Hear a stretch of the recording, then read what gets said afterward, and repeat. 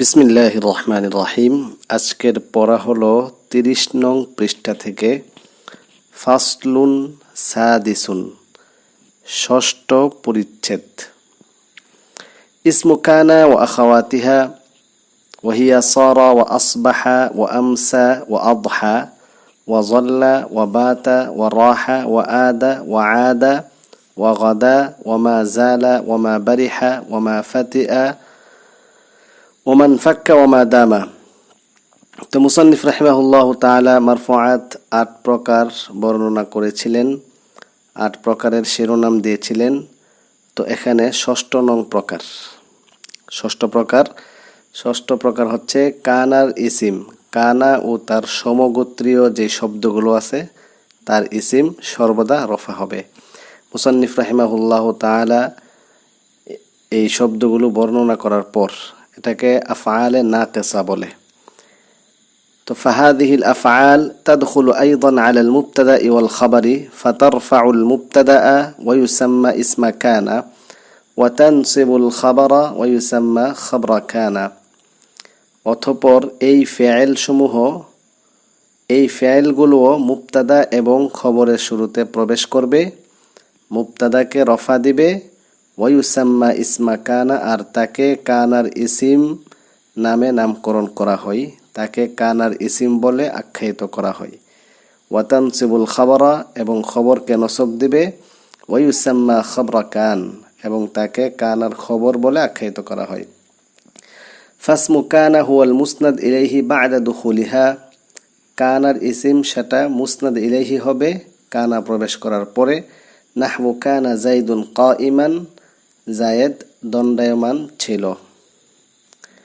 ওয়ায়াজুজু feel কুল্লি তাকদিমু আখবারিহা আলা আসমাইহা, সবগুলোর মধ্যেই কানার খবর সমূহকে মুকদ্দম করা জায়েজ আছে তার ইসিমের উপর।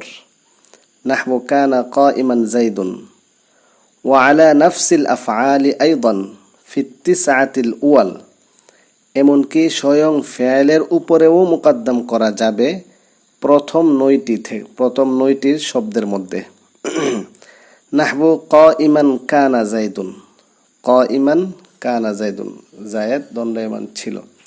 ওয়ালা ইয়াজুজু যালিকা ফিমা ফি আউয়ালিহি, লা ইয়াজুজু যালিকা, এই মুকদ্দম করাটা জায়েজ হবে না, ফিমা ফি আউয়ালিহি, মা, যে সকল শব্দের শুরুতে মা শব্দটি আছে সেখানে মুকদ্দম করাটা জায়েজ হবে না। ফালা ইউকালু, অতএব বলা যাবে না কাইমান মা জালা জাইদুন, যেহেতু জালা শব্দের আগে মা আছে অতএব সেখানে মুকদ্দম করা যাবে না কানার খবরকে।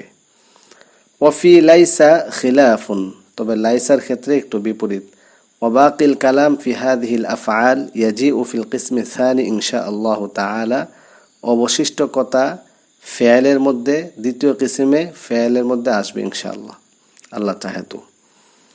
তো এখন মুসান্নিফ রাহিমাহুল্লাহ তাআলা ফাসলুন সাবিউন, সপ্তম প্রকার, মারফুআতের সপ্তম প্রকার হলো ইসমু মা ওয়ালা আল মুশাব্বাহাতাইন বিলাইসা, লাইসার সাথে সাদৃশ্যপূর্ণ মা এবং লা তার ইসিম। হুয়াল মুসনাদু ইলাইহি ওয়া হুয়াল মুসনাদু ইলাইহি বা'দা দুখুলিহিমা, মা এবং লা উভয়টি প্রবেশ করার পরে সেটা তার মুসনাদ ইলাইহি হয়। নাহবু মা জাইদুন কাইমান ওয়ালা রাজুলুন আফদালা মিনকা, মা জাইদুন কাইমান, জায়েদ দণ্ডায়মান নয়, ওয়ালা রাজুলুন আফদালা মিনকা, কোনো ব্যক্তি তোমার থেকে উত্তম নয়। তো এখানে কতগুলো কানুন বলবে মুসান্নিফ বলেন ওয়ায়ুখতাসু লা বিন নাকেরাতি, লা শব্দটি নাকেরার সাথে নির্দিষ্ট, নাকেরার সাথে খাস। ওয়া উম্মু মা বিল মারিফাতি ওয়ান নাকেরাতি, আর মা হরফটি মারেফা এবং নাকেরা উভয়টাকে শামিল করবে, উভয়ের সাথে সম্পৃক্ত, উভয়ের সাথেই ব্যবহৃত হবে।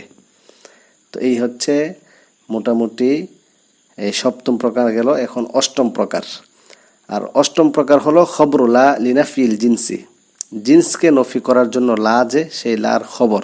ওহুয়াল মুসনাদু বা'দা দুখুলিহা, সেটা প্রবেশ করার পরে মুসনাদ হবে। নাহবু লা রাজুলা কাইমুন, কোনো ব্যক্তি দণ্ডায়মান নয়, কোনো ব্যক্তি দণ্ডায়মান নয়। পুরুষ বলতে যারা আছে কোনো পুরুষই দণ্ডায়মান নয়, একদম জিন্সকে নফি করে দেই। মুসান্নিফ রাহিমাহুল্লাহ তাআলা অতি সংক্ষিপ্ত আকারে আলোচনা করেছেন। তোমরা মুবতাদি ছাত্র হিসাবে, প্রাথমিক ছাত্র হিসাবে এই বিষয়গুলো একটু মুখস্থ করে নেবে যে মারফুআত ৮ প্রকার। ৮ প্রকার ইসিম এমন আছে যেগুলো মারফু হবে, এগুলো মুখস্থ করা আবশ্যক, অনেক জরুরি, প্রয়োজনীয়। সেগুলো মুখস্থ থাকলে ইনশাআল্লাহ কোনো সমস্যা হবে না ইবারত পড়তে। যাই হোক, আল মাকসাদুল আউয়াল শেষ হয়েছে। ইনশাআল্লাহ আগামী পর্বে আল মাকসাদুস সানি ফিল মানসুবাত থেকে আরম্ভ হবে ইনশাআল্লাহ।